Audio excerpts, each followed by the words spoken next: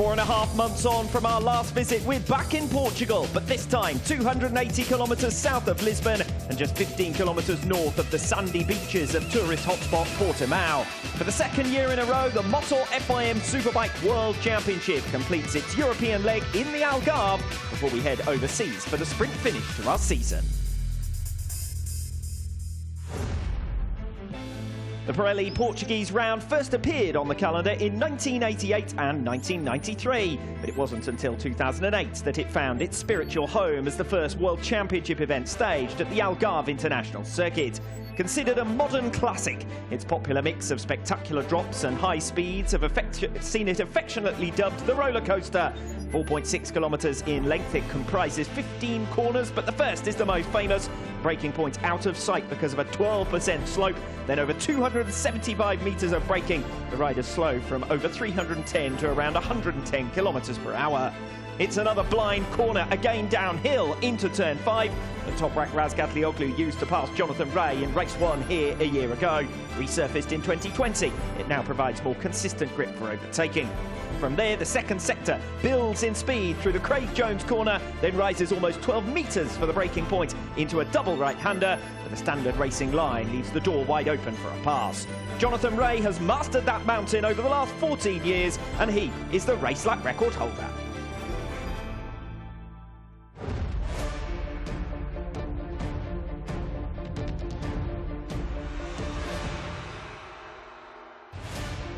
The 16th Portuguese round and our 14th here at the Algarve International Circuit. This is the latest in the calendar that we've visited here since 2011, but the weather is holding firm. This time last year we arrived in Portimao with only 3 rounds remaining and the top 3 separated by 74 points. In 2022 we still have 4 to go and only 67 points between our lead trio. The first of 12 remaining races coming up this afternoon, race 1 of the Pirelli Portuguese round. Steve English alongside me, Alvaro Bautista, the man to catch after his devastating display in Barcelona 2 weeks ago. This unique, real racers circuit should keep it close at the front. Yeah, and certainly here in Portimao, it is a case of always keeping the pack as close as possible, and one of the main reasons for that is you're managing your tyre as well a lot. We talk a lot in World Superbikes about rear tyre management. Here in Portimao, it's actually typically front tyre management because you've got so many long corners that plays a lot of strain on the tyre here on the Pirellis, and that is why a lot of the times you can try and see almost where you're managing your pace throughout the proceedings and trying to leave it where you're not trying to just run away from the field as fast as possible. You have to manage things through the course of a race. As you can see, the ambulance taking off from the Algarve International Circuit. There was unfortunately an incident in the Supersport 300 race just a few minutes ago that forced the abandonment of that race. That's been postponed to the end of the day's programme to allow us to get underway as planned at the scheduled start time with the international feed.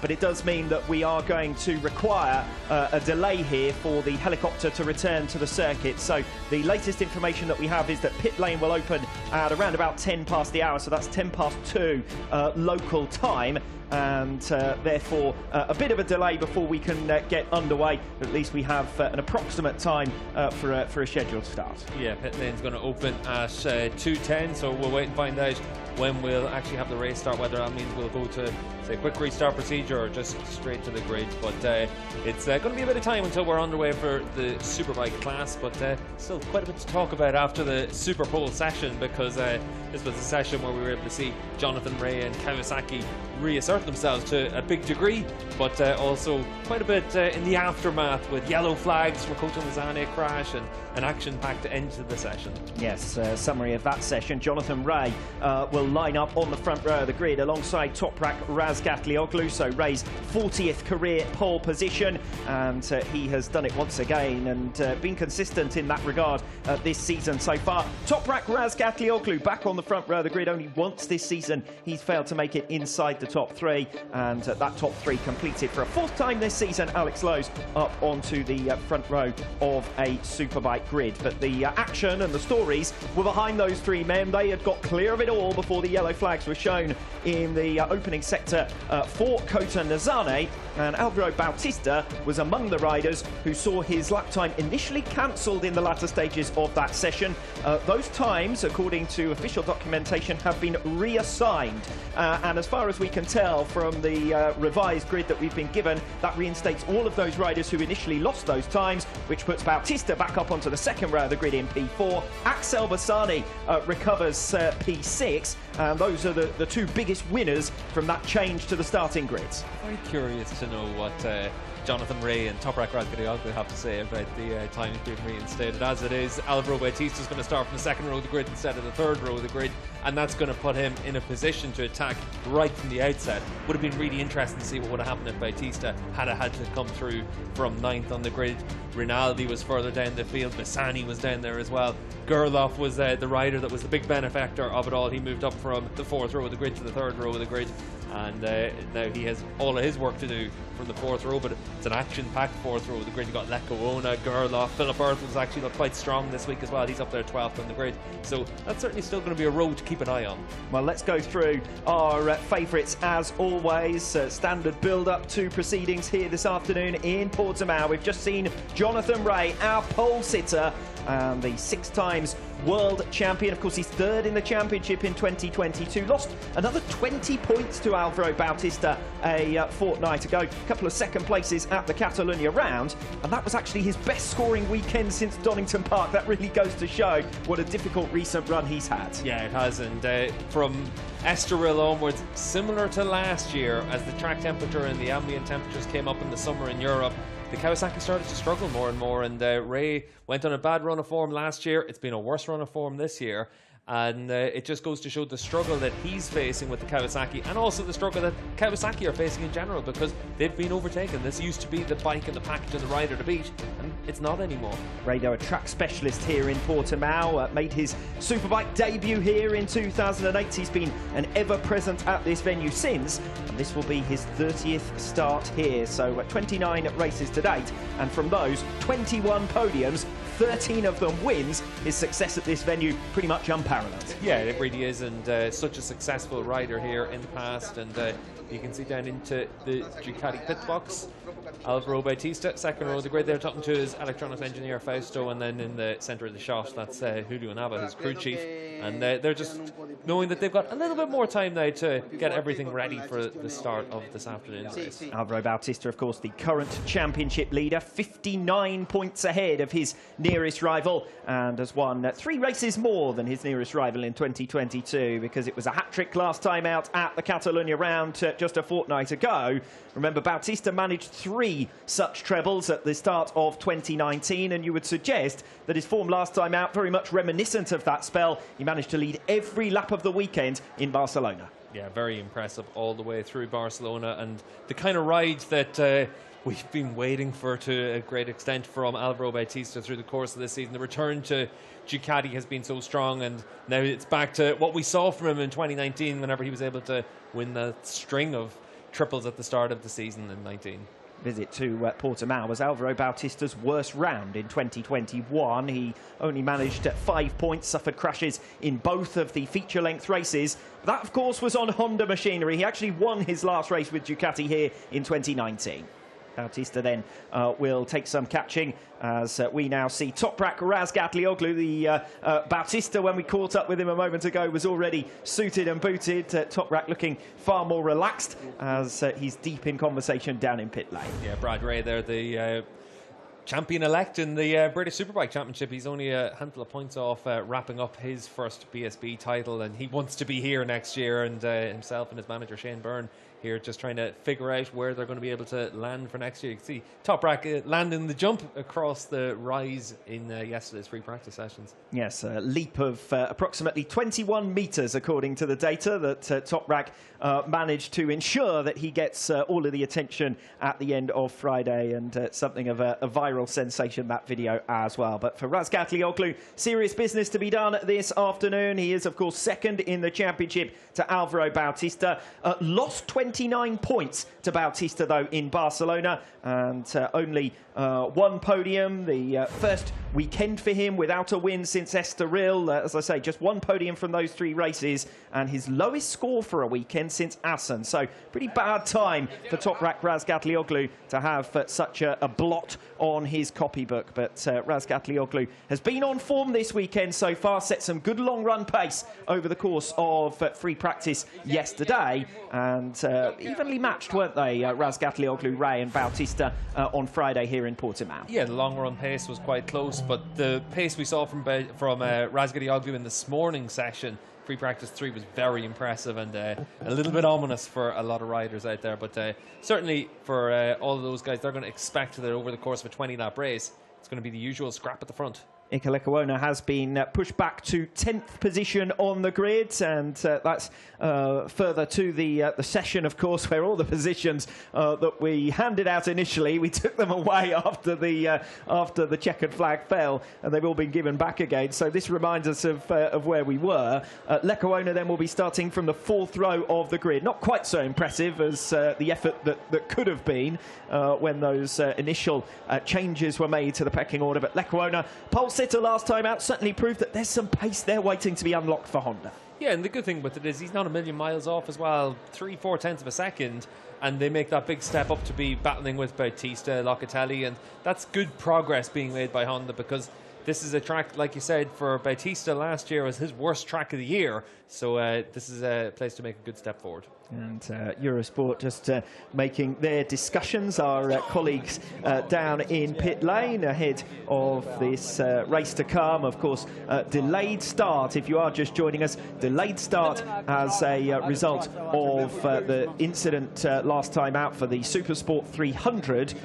just a few minutes ago that unfortunately necessitated an air ambulance, and we can't get underway until that ambulance returns. So if you are just joining us, as Tom Sykes would say, put the brew on, because it's 10 past the hour that pit lane will open, and we will be able to hopefully get underway in swift fashion. I should emphasise that that is an approximate pit lane opening time, so dependent on that helicopter returning, that could be longer or potentially, hopefully, somewhat shorter than that, but more than likely it will be that time or possibly later. Yeah, Faro, around about an hour's drive away from the circuit here in Portimao, so that's where the helicopter has to go, and obviously it'll get there a little bit faster than driving, but it has to then get back as well before we're able to get the race started, so a little bit of a delay, but we'll wait and see how long that will be. And for all the Superbike Paddock and the riders, they now just need to try and just get themselves as relaxed as possible. This is where it actually gets quite tricky for riders, because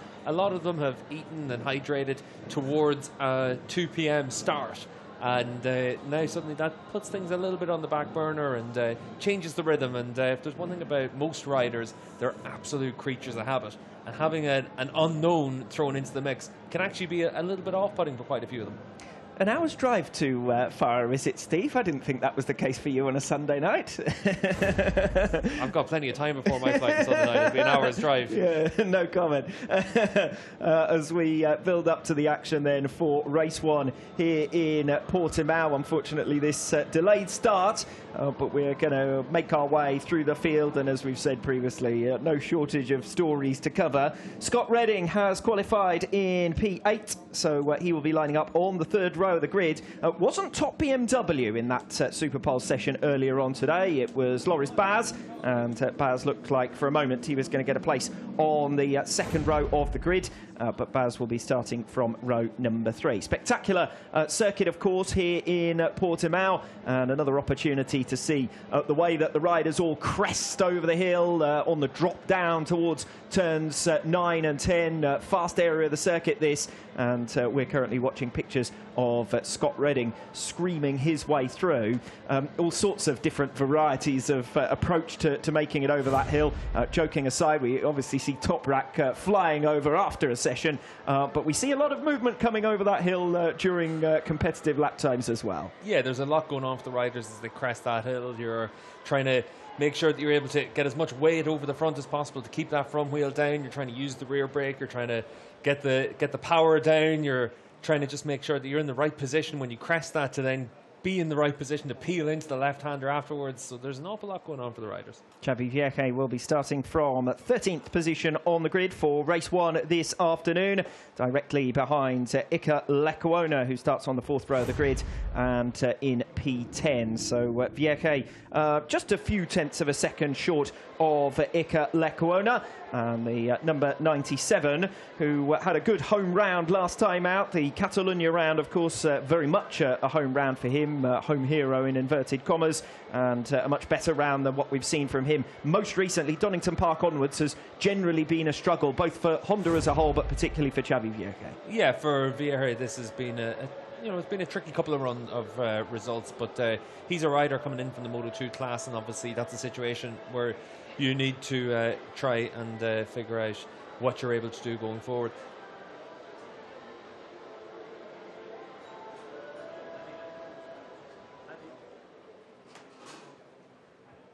This is Tati Mercado. We catch up with him. He'll be looking forward to the Argentinian round, of course, next time out in San Juan, so later on in this month of October. The number 36, Mercado, unfortunately, has been blessed with a long lap penalty for race 1 this afternoon, so that's going to make tough work as far as he is concerned. But realistically, I don't think points were really on offer for Tati Mercado. The latter stages of 2021, he and MIE Honda made an important step forward, but that's not really been carried over into 2022. Jerez and Portimao last year, they looked a lot more impressive, and since then it's been off the boil a little bit. And one of the big reasons for that is MIE are very much independent from the HRC Honda squad, and the flow of data doesn't seem to take place between them. So that's a case of both teams working independently towards their goals. And that means that while HRC have been able to make a lot of progress, good updates to the bike, MIE Honda, on the other hand, have been pretty much just where they've been all the way through the season. And it's a shame for someone like Tati Mercado, because he's a rider that's had a lot of success in the Stock 1000 class. He's jumped into the IDM Superbike Championship this season and been a front runner. But when you're racing in the World Championship, you need all the ducks to be in a row, and right now they're a little bit behind the curve. Of course, it's a reminder of how deep the field is as well, that it's difficult just to get into the points these days. The fact that we see Eugene Laverty qualifying down in 17th position, track specialist here in Portimao, Michael van der Marke, race winner, let's not forget, here in Portimao last season, qualifying down on the 7th row of the grid. That makes an emphasis onto how strong the field is in that lower order as well. Oh, the field is incredibly stacked in WorldSBK now, and you only need to look at the names of a lot of the riders further down the field, and a lot of it comes down to just the package you have underneath you. We talk an awful lot about Alvaro Bautista and what he's able to do on the Ducati. We saw what he could do on the Honda, and it wasn't what he's doing this year, and that shows you the importance of not just the rider and not just the bike, but how they mesh together, because Honda's been impressive this year with Lecuona in particular, the pole position in Catalunya, podium in Assen, and a few decent performances other than that.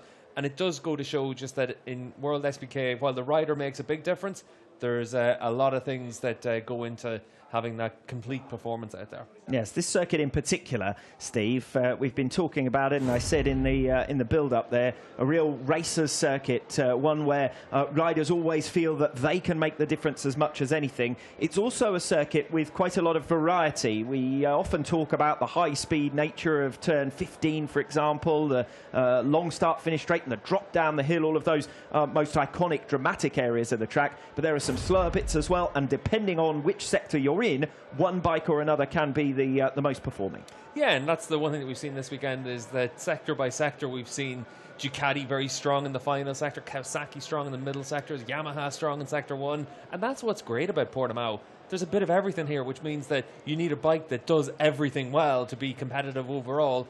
And because it's such a long lap, you can have it where in the midfield battle, if you've got one bike that's working really well in a certain area of the track, you can actually make a lot of progress compared to everyone else.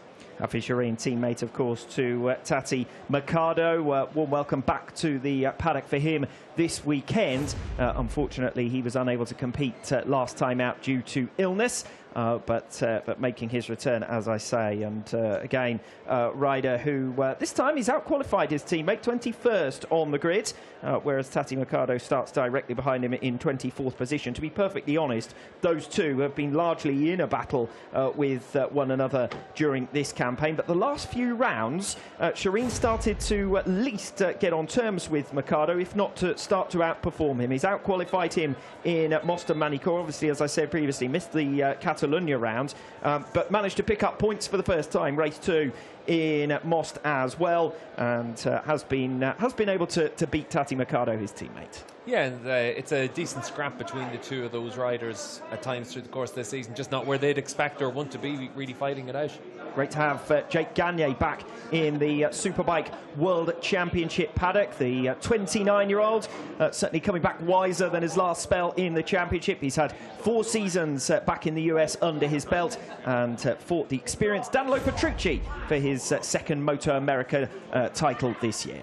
Yeah, and it's been a very strong couple of years for Gagne back in the domestic championship, and he's done a really good job to rebuild himself, because when you come to the World Championship and you have a few tough years, that can be a big challenge for a rider to have to build themselves back up. He went back home and he showed the progress that he had made, what he had learned from being in the World Championship, and now he's actually been able to take that on to the next step, because working with the Attack Yamaha team, that's the squad and the group of people that looked after Garrett Gerloff, Cambobier in Moto America, and JD Beach raced for them as well in the Super Sport class.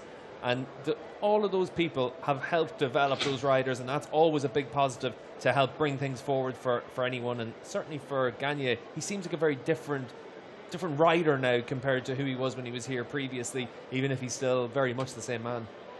So if you are just joining us, as you can see along the bottom of your screen, we are waiting for this session to be able to get underway. It's race 1 of the 2022 Pirelli Portuguese round, but subject to a delay after a crash in race 1 in the Supersport 300 World Championship this weekend. A title decider, of course, for the Supersport 300 class. But race 1 for the Superbike category has been delayed. Unfortunately, the latest information that we have, and it's still an approximate time, is that pit lane won't be able to open for riders to go to the grid until 10 minutes past the hour. So that's 10 minutes past 2 as Bautista Airlines takes off over the crest towards turn 9. So Alvaro Bautista just proving that anything you can do, I can do almost as well. Yeah, I think it's a fair bit off what Toprak was doing there, but for Alvaro, he's not that far off in terms of his lap time, and that's all that matters.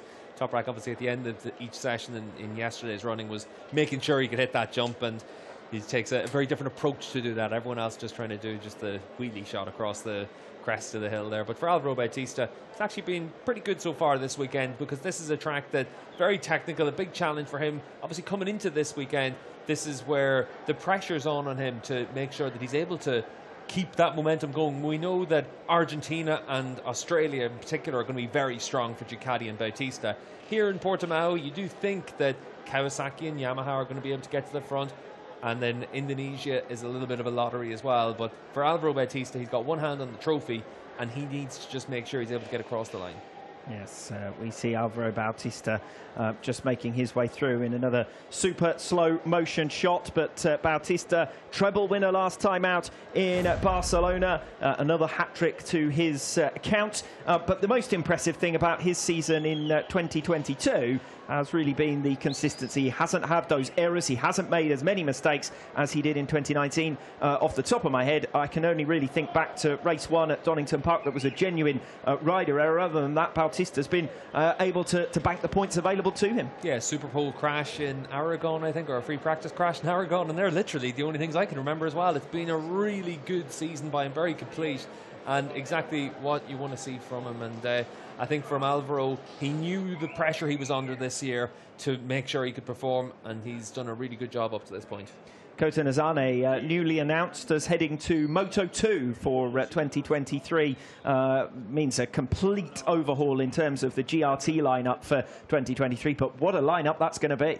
It's a great lineup for next year. You've got Dominic Aguilar coming in alongside Remy Gardner, and it's very difficult not to look at it as a big step forward, especially on Nazane's side of the pit box. He'll go to Moto2, and we'll see if that bike suits him and what he's able to do over there. But it has been a tough couple of years for him on that side of the pit box. But certainly bringing in Aguilar could be very good to see that rider that's gone so well in the Supersport class. World champion last year, could well be the world champion this year, and it's nice to see that he's able to make that step up to the GRT bike. When the inevitable rumour mill all started, and the obviously the official rides were the first ones that were most coveted and most chased after, but as soon as that conversation started to be settled, it became pretty apparent that most riders were staying put, most teams were not going to make any changes. Then seats like GRT, that has been one of the most question marked rides, or two rides, up and down the paddock, because the official rides were staying put, so then it was chase the next best bike, and the fact that they've got two real quality riders for next season does emphasise the great job that GRT are doing. Yeah, the independent seats are as hotly sought after now in WorldSBK as some of the factory seats, and the reason for that is you can get the same spec of bike for an independent team, and you can see here for Axel Bassani just how easy it is to come across the crest and have a moment, and that was in free practice 1. He learned his lesson from that mistake coming across the top of the hill, and he hasn't repeated it. We saw Tom Sykes have something similar years ago and have a massive crash down the bottom of the hill, and it's so easy for it to happen, and that's why it's so impressive when you see everything the riders have to do to make sure the bike's under control as they come across the top of the hill. Axel Bassani himself newly confirmed with Moto Corsa for 2023. We shared a bit of a joke with Bassani earlier on today, saying congratulations on the unexpected news, because we've been waiting for it to come for a while, but Bassani is now settled in for 2023, so the majority of the pieces of those puzzle are now into position. Talking about the pieces of the puzzle, the last piece of our puzzle for this afternoon's coverage is Dave Goddard, and he's in pit lane. Yes, thanks, Alex. Down here with Alvaro Bautista. Alvaro, slightly tricky Superpole for you, but a second row shot shouldn't prove too much of a problem.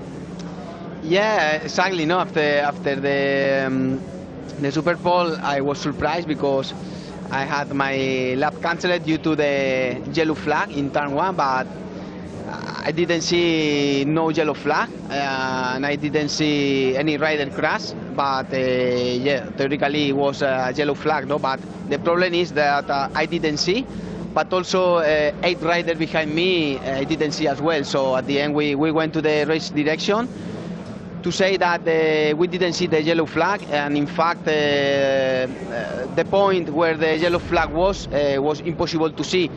But I'm not sure if was or not the yellow flag, because we didn't see a clear image for the yellow flag. So it was a dupe, no?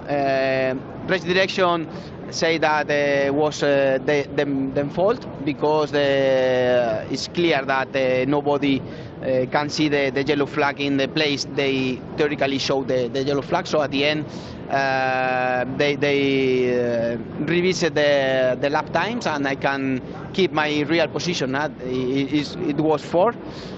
I'm happy because it was my best lap time here in this track, so I'm happy for that. But now it's different history. The race, we will race with a different tire, and now we have to be very consistent during 20 laps, no? So let's see. Anyway, I hope that the rider crashing World Super Sport 300, it's okay. He can stay well at the hospital, no? And just wait a few minutes more to start the show. Is the heat this afternoon going to have a lot of effect on the tyres and the grip? Yeah, for sure it will affect, and also the strong wind, because here there are some places that you feel a lot the wind. So yeah, we have to see the condition of the track, try to understand how much we can push, and then try to do our best. Okay, Alvaro, thanks very much. Best of luck. Thank you. Great to hear there from Alvaro Bautista, and clearing up some of his thoughts regarding that yellow flag situation when he explained 8 riders going into race control and having a discussion. Did sound like the turkeys voting against Christmas. I'm not surprised that all 8 of them went in to say we didn't do anything wrong, but obviously there was enough doubt around that for them to reverse their decision and for those lap times to be reinstated. I didn't see the speed camera either, officer, but like at the end of the day, we saw that everyone was able to get through that section of the track safely as well. Everyone set their fast times. You want to see riders reflective of their pace on the Superpole session line up on the grid where they should be. It's always exciting whenever there's a few riders out of position to see what they're able to do. But for Bautista, when we get the race started this afternoon and tomorrow morning Superpole race, then it's up to him to show that, right, from the second row of the grid, I've got to get in that fight straight away. Well, we saw Bautista charge his way through from 5th position to lead by the end of the opening lap in both race 1 and the Superpole race of the Catalunya round last time out, so no reason why he can't charge through the order from 4th position here today, although it is a longer run towards turn 1 in Catalunya than it is here in Portimao, so perhaps harder work for Bautista this afternoon than it was just a fortnight ago. It's going to be a lot harder to make the move that he made in Barcelona. Catalunya, it's the longest run from the starting line down to turn 1. I think you actually get up to 5th gear, whereas most times you're first, second, third gear and then you're into the braking zone. So certainly here, because you've got that downhill entry, you brake quite early into turn 1 compared to if it was flat or uphill. So it means that the run from the grid to turn 1 is actually quite short, and then you funnel into a fast turn 1 and into turns 2 and 3 that link into each other. So it's a very different set of circumstances compared to Catalunya, where you come through a right, left and into a long right-hander, and if you're in front, you can actually open up quite a big margin pretty quickly. I know that you said everyone wants to see the grid positions reflective of the riders' pace and times, but I think there might be a few neutrals and possibly a few with a vested interest that wouldn't have minded seeing Alvaro Bautista come through from the 3rd row of the grid. Would have given Toprak Razgatlioglu and Jonathan Ray a little bit of breathing room that they're not going to have now, to be perfectly honest. Bautista's going to be right on them right from the start as well. Yeah, and it's certainly going to be a case of right from the get-go, everyone's going to be fighting right at the front, and it's up to anyone else to join that scrap as well. And certainly, you know, you got Alex Lowe's up in the front row of the grid. Locatelli was strong this morning and strong in the Superpole session. Bassani's out there trying to prove a point. Obviously, he's got his future confirmed to remain with the Moto Corsa team. So you've got riders out at the front that either have nothing to lose or a lot to prove. As we continue to wait then for action to get underway. Bautista said action will be coming soon, and we've got our fingers crossed that that will indeed be the case. And we expect that pit lane will open at approximately 10 past the hour, but we're waiting for further updates on that, because until we've got the medical helicopter back here at the circuit, obviously the riders aren't covered in case of any further incident. So from a safety perspective, not the first time we've been in this situation. It was no great surprise actually that we had this delay even before it was announced. So as soon as that medical helicopter is back, we should be able to get going. Yeah, and you can see here actually just with the flags just how windy it's getting, and the same thing happened yesterday in the afternoon. The track temperatures came up, but so did the wind, and it became a lot more difficult for the riders to deal with. Big crosswinds through that last corner, and if you peeled in a little bit too late, you then were pushed all the way almost into pit lane, Michael Ruben Rinaldi said. So you've got to be very careful and aware of that. So the wind conditions here make the biggest difference, and that's why when you go to do your sighting lap to the grid, riders really use that as a chance to see where is the wind here in Portimao, because this is one track that it does affect you very badly. Yes, it's one of the elite IQ things that we talk about with riders sometimes, where they're looking at flag, you know, they're picking out a braking point, they're being precise, they're in a battle and so on, but they're looking at flags around the circuit to check on the wind direction to make decisions. That is particularly noticeable here in Portimao, not least because of all of the uphills and downhills that I talked about in the circuit guide at the beginning of the program. Yeah, I've talked to quite a few riders about what they take in when they're out on track, and a lot of the time they say that anytime that they're incredibly singular focused on anything in front of them, it then becomes really difficult. There's someone really worried about falling off their chair, but the start shouldn't be too far off, so hopefully it's not too much of a snooze. But it is one of those situations where for riders, if they're really focused in on something in front of them, it can actually be quite off-putting for them. A lot of the time, they want to take in as much as possible because that's when they're as relaxed as possible. Anytime that you're tensed up on the bike, it becomes a real challenge out there. Do you think that matey boy just forgot his glasses, sunglasses, and decided that that was the next best option, the old dark visor? It's going to be pretty warm in there, isn't it? I'll tell you what, 27 degrees air temperature. Just go and deal with the brightness in the eyes, I think, rather than wearing the helmet like that. But we'll hopefully be able to see some of the fast guys in the world out there with their helmets on pretty soon. Yeah, perhaps he's just waiting for a ride to become available for one of the flyaways. We build up to race 1 of the 2022 Pirelli Portuguese round. We'll have more information on a possible start time as soon as possible, but that latest update in terms of time has now been removed from our information panel, so that would indicate or suggest that it could be a later start than we initially anticipated. So a fair delay, of course, already, and it would appear that there is going to be lengthened somewhat further still. So taking advantage of this slight delay, let's head back down to the pits with Dave Goddard. Yes, thanks, Alex. Here with Andrea Locatelli at Yamaha. Andrea, an improved free practice and Superpole for you. Things looking up this weekend? Yeah, to be honest, we was fast immediately also yesterday, and the feeling is not so bad here on this track. And also we do a really good Superpole. So now we try to go on the race with focus, and we try to pushing until the last lap. But we have a good confidence with the bike, so I think we can do a really good job. We saw yesterday Toprak reporting some vibrations from the front brakes, but they improved as FP2 went on. Have you had the same issue? No, to be honest, no. And I don't know what happened, but yeah, the feeling is okay. And for me, the most important point now is just to focus on the race and pushing hard. And we've all talked about the high temperatures this weekend, and also the wind as well affecting the stability of the bike. Have you had any effect? Yeah, for sure, it's not so easy, the race, for sure, because the temperature is really high. But yesterday we tried to working, especially in the P2, to prepare the race, and the feeling was not so bad. So I think we are ready for the race. Brilliant, best of luck. Thank you so much. Well, Andrea Locatelli's ready for the race. We're ready for the race. The only thing that isn't is the medical helicopter, but as soon as it is back, then we will be able to get underway with race 1 this afternoon. And an opportunity for a little bit of fan interaction as well. Yes, we'll call you. So race 1 coming up a little bit later on. At least the fans are still enjoying themselves here at the Algarve International Circuit. I'm sure the dance means something to them. But Gangnam Style? I think it was interesting to listen to Locatelli there, because it's been a really tough run of form for him in recent rounds, and it's nice to see him able to get himself back up onto the second row of the grid. Catalunya, he qualified well too, but it's just about trying to build on it, because if you think back to last season, he was a rider, came in with no real expectation on his shoulder. He was the World Supersport champion, but no one knew what to expect from him on Superbike.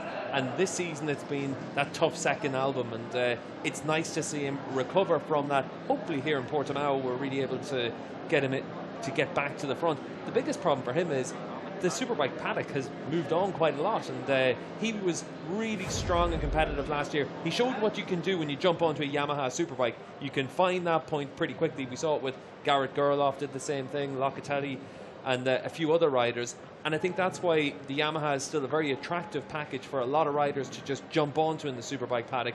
But then to really kick on from that can be a challenge. And hopefully these final 4 rounds, Locatelli, his crew chief Andrew Pitt, and the rest of the Yamaha squad are really able to make that step. Interesting to catch up with pictures of Roberto Tamburini. This is going to be his final round of 2022. The Moto X racing team won't be taking part in the flyaways. Neither will the Gilles Motorsport outfit ridden by Christophe Ponson. They're sitting out the final 3 rounds of this 2022 campaign. Obviously, there's a significant cost in going in one direction to San Juan, then the other direction less than a month later for Indonesia and Australia. So the end of the European season always is a marker in the calendar, not just one that we like to give ourselves these milestones during the campaign. But also this year we'll have 3 rounds after this one. So the countdown to the title race, really in Supersport and Superbikes, is very much on. Yeah, it is, and there are all the milestones and markers that you use through the course of a season. Typically in previous seasons we had a couple of flyaways at the start of the year, and then it's the European season starts, and then you're into the next 3 rounds, and then you're into the second half of a European season, the end of that, and then into the final couple of rounds of the season. And that's how teams all mark things out, and that's where Kawasaki were always very good at this with Para-Riba in particular. Riba never really talked about race results during Jonathan Ray's 6 World Championships. He talked an awful lot about round results over the course of this round, whether it was when we had 2 races or 3 races in a race weekend. He always talked about, well, we gained 12 points on our rivals, we lost 2 points on our rivals, we did this, we did that. And he looked at it from the full weekend perspective, as opposed to just thinking in terms of, well, we had a win on the Saturday, so it was a good weekend. He'd always view it that if they lost points to their rivals, it was a bad weekend. That's the kind of mentality that you need to have if you're going to try and fight for a world championship. And that's also the difference then between fighting for a world championship and being one of the midfield teams, because if you're one of the midfield teams, it's all about that one race result. If you're able to get into the podium fight, you got to take advantage of it.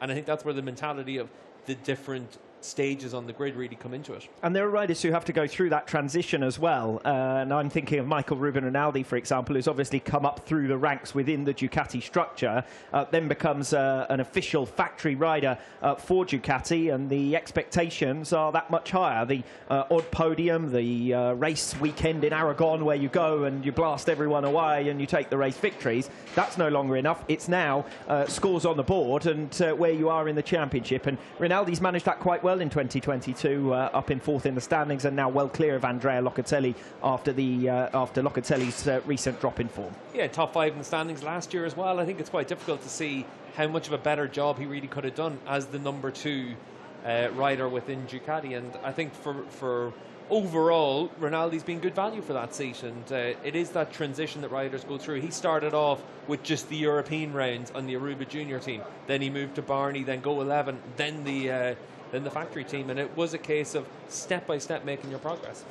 A couple of wildcard entries. We've already introduced Jake Gagne, who's on the grid this weekend. We've also got Marvin Fritz, who has featured previously, of course, in the Superbike World Championship as well, including earlier on in this campaign. So a couple of wildcard entries, and Leon Haslam also back this weekend as he takes his 3rd appearance of the 2022 campaign. Of course, we last saw him in Donington back in July, so good to have Leon Haslam back in the Superbike World Championship as well this weekend. One of the veterans of the championship. Yeah, and certainly good to see Yart back here with Marvin as well. Marv's very accomplished endurance rider, races with Nico Canepa, of course, the Yamaha rider, coach and analyst here in WorldSBK, and also Karel Hanneke, the former Grand Prix rider, and they've formed a really strong team for Yart over the course of the last few years, but a difficult campaign for them in the Endurance World Championship this season. But nice to see Marv and the team able to get themselves out here once again in the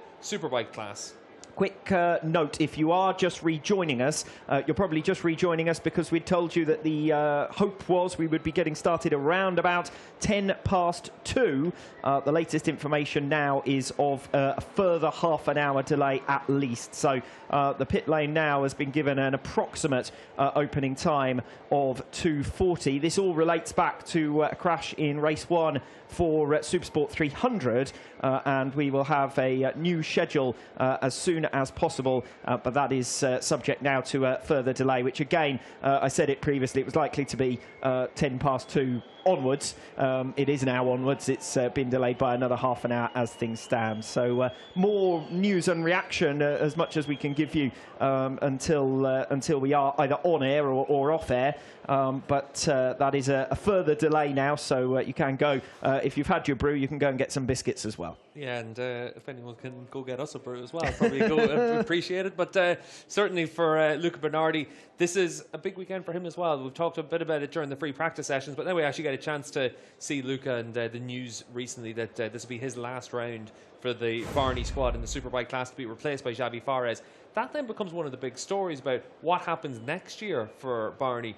Will Xavi Fares be returning full-time to the seat, or will that become a really attractive seat for a lot of riders? Like, we've obviously seen Bradley Ray here this weekend. The big talk was that the Moto X Yamaha was the most likely landing spot for him. Obviously, he'll be chasing up a Barney Ducati seat as well, a full-time seat, and you wait and see if there's any opportunities there. But for Fares, it's going to be a real chance for him to come back to the Superbike class and show something again. He's raced in the Endurance Championship this year for Ducati and been very impressive. Came very close to winning the Ball d'Or recently with Chaz Davis as one of his teammates.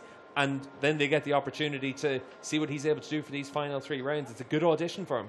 I must admit, Steve, my immediate reaction to that news was that it's obviously good to have Xavi Fares back in the Superbike World Championship paddock. He's been a podium finisher. He's someone who will be able to live with the pace of the top 10, and the more we have in the scrap, the better it is for the series. But on a more medium to long-term outlook, it is pretty unfortunate because young riders coming through is always one of the hot topics, isn't it, in a paddock. Obviously, we've got the Supersport 300 class, we've got the Supersport class. We are starting to see some riders filtering their way through. Look at the combined podiums and ages of the 2 riders on your screen there. Tom Sykes and Leon Haslam, both British Championship regulars, of course.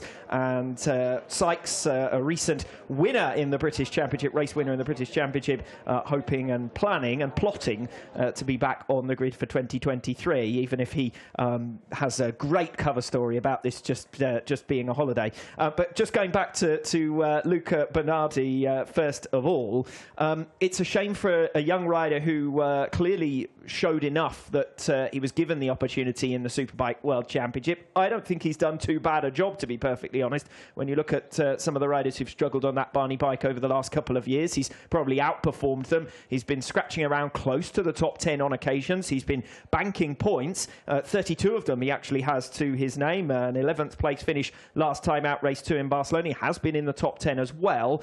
How much more could he have done to try and keep that seat for the coming season? Sorry, I put you right on the spot with that question. Well, this is what it always comes down to for me. I talk a lot about the pre-season expectation versus the reality of what happens. We change our expectations as the season goes on, when really you need to look back and say, what did I think was going to happen at the start of the season? As it is, World Superbikes is so competitive now that more often than not, you've got national champions, whether they're British Championship winners or World Championship winners, like Luca Maia's a double World Champion endurance and Supersport, all fighting it out for the last points-paying positions. You're Luca Bernardi. You've jumped on a Superbike for the first time this year after, let's be honest, half a season in the Supersport World Championship. And what's the expectation? It's scoring some points. He's done that. But for a team, it becomes quite difficult to find that big money sponsor for the following year whenever it's, we've met our expectations for a young rider, let's kick on. It's a lot easier if you can bring in Xavi Fares and come away with a few top 10 finishes, because Argentina, we know that Ducati's going to be strong. Phillip Island, Fares goes really well at Phillip Island. He led the race there on the Ducati twin for Barney. So there's a couple of rounds where they can view it and say, you know what, we can actually get to the front, get good publicity, maybe get a big money sponsor going forward. So I can understand it from the team's perspective, but it's definitely unfortunate for Luca. And I think it's one of those things as well that then becomes quite interesting for just young riders in general. And it's one of the big talking points around the paddock this weekend about where are we getting that next generation of Superbike riders, because most of the top Supersport riders are now ex-Grand Prix riders. They're riders that have come in from Moto 2, and next year we're going to see Marcel Schroeder on an MV Agusta. We're going to see potentially John McPhee out there on a Triumph or another bike coming from Moto 3, jumping onto a Supersport bike. You're going to see Jorge Navarro on a Tenkate Yamaha. So these are all really good Grand Prix riders that take the plum seats in the Supersport class, which then means a 300 rider or a domestic Supersport rider. Where do they fit in? They fit in a little bit further down the order. And if there's one thing we've seen is that there's certain teams in the Supersport class that are absolutely crack outfits, wouldn't look out of place on a Superbike grid. And then you've got other teams where it's maybe not quite at that cutting edge. Well, the interesting thing about that as well, to the sort of counterpoint in a sense, these experienced and capable riders coming over does have an impact potentially, or an opportunity to drag forward the level of some of their competition. I'm thinking, for example, Adrian Huertas, who on occasion has been able to go with them, who's maybe not done it over a full race distance yet, who's had a little bit of inconsistency at times, but he's got that marker for the level he needs to discover. Yeah, and I think that's the big thing. It's trying to make the step, and we saw it even with Tom Booth-Amos at the weekend in British Supersport, being able to come back to the domestic championship, take a pole position, and run at the front of the field. So it is one of those situations where you really do try and see where the pecking order is for a lot of these teams and riders. Supersport gives you that, and it's now a case of trying to make sure that they're able to really move forward from that as well. It's a big challenge for everyone. The 2022 Pirelli Portuguese round. We've got an opportunity to head briefly down to the pits with Dave Goddard. Yes, I'm down at BMW with Eugene Laverty. Eugene, it must be good to be racing at what's effectively one of your home rounds, because I believe you live not far from here. That's right. I live now just 15 minutes away, so strange feeling after 16 years in World Championship now, and be able to sleep in my own bed during a race weekend is quite unique, so not many riders get to do that. It's a nice feeling. Go home in the evening, see my dog, have a cup of tea, get up in the morning, have breakfast like normal, and then go to work. I don't know about a cup of tea. I think something a bit colder might be needed in the weather we've got this weekend. Yeah, this has been scorching, because the last few weeks it had been a little cooler than this as per usual, and now we're in October and it's pushing on 30 degrees, so it is absolutely scorching. I'm sure there's going to be some red faces out there. There's a lot of Irish and British here, so everybody's in the sun, and yeah, I'm sure they're enjoying it, because this is one of the best places in the world to be here in the sun watching motorbikes. No place like it. It's a bit of a farewell tour for you now, isn't it, into these fine rounds, your final season as a full-time rider? Just 4 rounds remaining now, so it is a strange feeling, because it's what I've known for so long, so it will be a big change. It's a new chapter. This is a job that we don't do for very long. You know, there's not many professions that you go into and only are able to do for 1 or 2 decades, so yeah, I'll soon be moving on to the next chapter and bring the next crop of young riders through. We saw a couple of problems, 1 or 2 of the BMWs in free practice this morning. Do we know what the problem was there? I did see, wasn't it, I think Van der Mark and Loris had some issues, so I'm not sure what it was exactly, but I was out doing a run and I saw both of them stopping, so I thought, oh, what's going on here? It's rare to see 2 of the same manufacturer go like that, but yeah, hopefully always good in Superpole, so no problems there. Well, I wish you best of luck for the race. We'll hopefully catch up with you later. Appreciate it, thank you. So the latest update, we're expecting pit lane to open, but we have a delay here at the Algarve International Circuit, unfortunately after a crash in the Supersport 300 class just about an hour ago in race 1 for them. That race has been postponed to the end of the schedule here today, and we've got a delay here in the Superbike class as well. So Eugene's given us a taste for a little bit of tea. We're going to put a brew on, and we'll be back with you as soon as possible.